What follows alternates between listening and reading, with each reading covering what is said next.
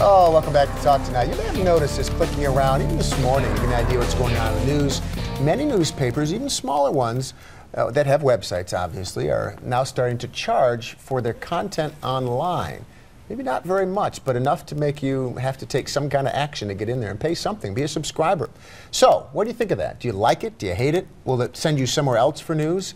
We continue to talk tonight when we get on that topic, and I think the initial reaction is always, hey, if there is an easier, free way, part of it's not just the money, but the ease of it. You know, I mean, I think if I don't want to sign up for something else. Here's the problem: we have all been giving away our content for free forever. You're sounding like you're right out of the sales department here, but I you're mean, right. truthfully, newspapers, television stations, these websites, it's been free for everybody forever. And so why would people start paying now? We asked this question on our Facebook page, and you just go down the list. No, no, no, no, no, I won't pay for it. So what would make people pay for something? Well, it's got to be something pretty unique. I think the content, like the Wall Street Journal, for example, has been pretty steadfast with this paywall idea and has a unique place in the marketplace with this business information, focused stories that people in the world of business and finance feel like they need to know what's behind that paywall, otherwise they're going to be left out in the discussion. Right, some sort of disadvantage in the business community. Maybe a deal won't happen if they don't know what's going on. But does that work for every website? I doubt it. I'm not sure it works for local news, that's for sure. I've already noticed it myself. The Utica OD is now putting up, it's alerting people that this is going to be part of its business model.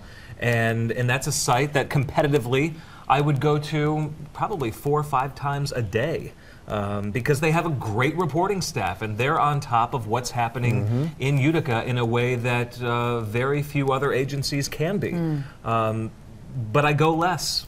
I go less frequently now that subscription bar comes up. I think here's an before. Interesting parallel to how this might progress, and Meg and I were actually discussing this before we went on the air. Television.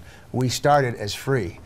You know, it was popular because it was free. You spent some money on getting that set in the living room of the suburban household in the 1950s and 60s, and it was free. Then cable came in, and it started being less free, and then direct TV and satellite, and a little bit less free.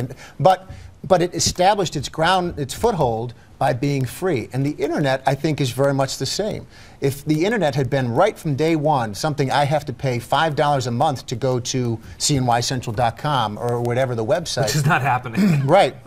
But if it was, would it ever have exploded in the way that it has? I doubt it. So this might just be this natural progression where some can be free, advertiser supported, and others, more specific content, can be something that's paid for. And I think you hit the nail right on the head at the top of this when you talk about here, you have to have a niche. You have to have something in particular that is going to get people to come to your site if it's going to work. You have to have something really, really darn compelling that's going to make people not only come to your site, but then say, okay, I'm going to click on this and I'll pay 99 cents for it. Yeah.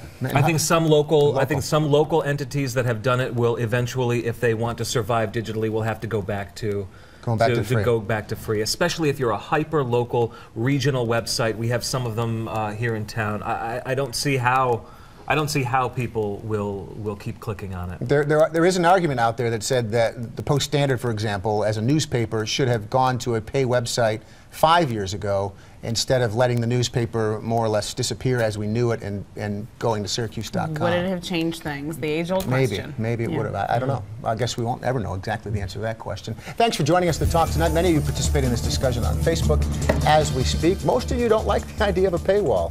Not surprising. You can join that conversation anytime also on Twitter, #TheTalkCNY.